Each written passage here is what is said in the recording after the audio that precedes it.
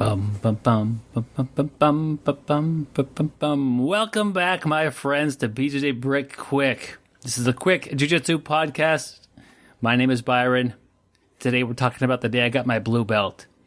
I'm not telling you this because I'm some, big jiu-jitsu person you should follow. I'm just going to share my story with you a little bit today. And maybe you could relate, maybe you can't. Maybe you're a very serious blue belt. Maybe you are a white belt who would just tap me out in seconds as my blue belt self. I don't know. It doesn't matter. I'm telling you my story, and hope you glean a few things from it.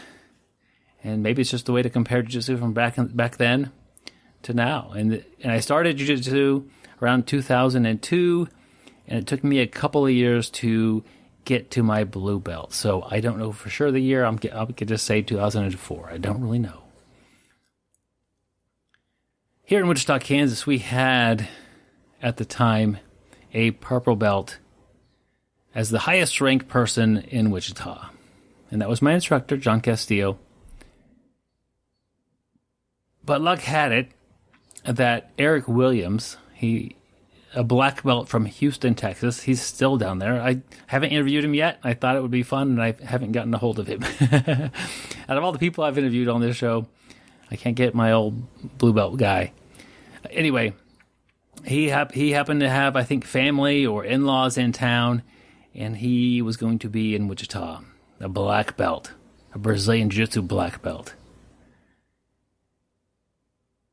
And so he taught a seminar, and he came in, he taught the seminar, and we learned stuff, and then the after that, and this is all just from my memory, some of it may be a little less accurate than what actually happened. I think we had the seminar, we ate lunch, and then we came back for a belt test. And we had probably 15 people that were regulars at the school, and 5 or 6 of us had gotten to a spot where John thought we should go to the belt test. And this is a thing we're going to maybe get our blue belts today. And Eric Williams, lined us up, and he talked to us about some things, and he had us pair off and show techniques. And he would say, do an armbar from guard, do a triangle, let me see a sweep, let me see an escape. And I believe I had Gary Hall, one of the co-hosts of the show, of the full Bjjbrick podcast, as my partner here. And we were kind of going through the catalog of techniques that we knew, or that he was interested in us knowing. I think he was looking for blatant holes in our game. If I was strictly a guard player, I wouldn't know how to pass a guard. And if I was strictly a top player, my guard would look like garbage. And I think it's always, I think, very challenging for somebody like this to come in and not know the students and within a few hours award a belt. And I think people are very good at this. But I think this would be a hard thing for me to do. So he had this system, show me some techniques. Okay. And then what he did was he paired us up. And Gary was about my size, and there were some other guys, he tried to match them up. And I think there was probably 3 groups, so 6 people total. You got your opponent. He says, okay, you guys are going to grapple. You guys are going to fight.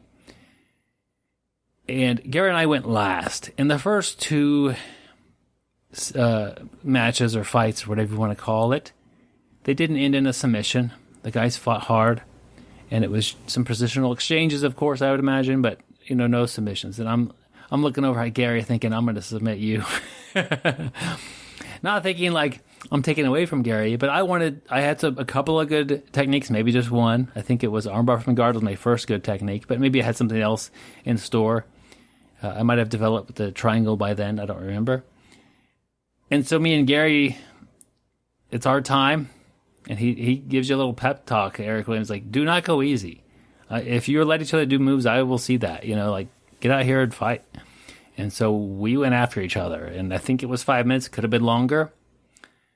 And I couldn't catch him, and he couldn't catch me, and Gary describes it, and I'd agree it was a tough round.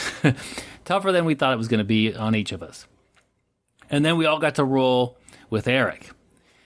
And he basically just beat us up. he let us work. He let us do some things, but he was much better at jiu-jitsu than us, and it was the first time to roll with a black belt. And I don't really mean in a bad way that he beat us up. He was good at jiu-jitsu, and my jiu-jitsu did not work against him. And then after that, he lines us all up, and we're on the mats, maybe sitting or kneeling or whatever, and he's talking to us kind of one-on-one, and he's got belts next to him, and there's no fanfare, nobody else there but our coach and the ones testing.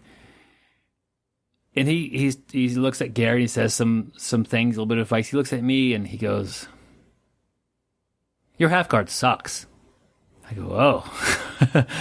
He goes, "You got to work on that." I go, "Okay," and I look at John, and John's like, "Well, we're going to work on that." And I don't know what else he said, but I knew then I wasn't getting my blue belt. And he made his rounds talking to everybody, one at a time. And I remember he's even looked at one of the guys and said, "You're beating everybody here. You need to stop that." I think he was definitely one of the better ones. He was more physically stronger, and he was just close to purple belt. He ended up getting his blue belt with 4 stripes that one day. Anyway, I was sure I didn't get it, and then sure enough, he hands me, he ties a blue belt around me and Gary's waist, and that was it.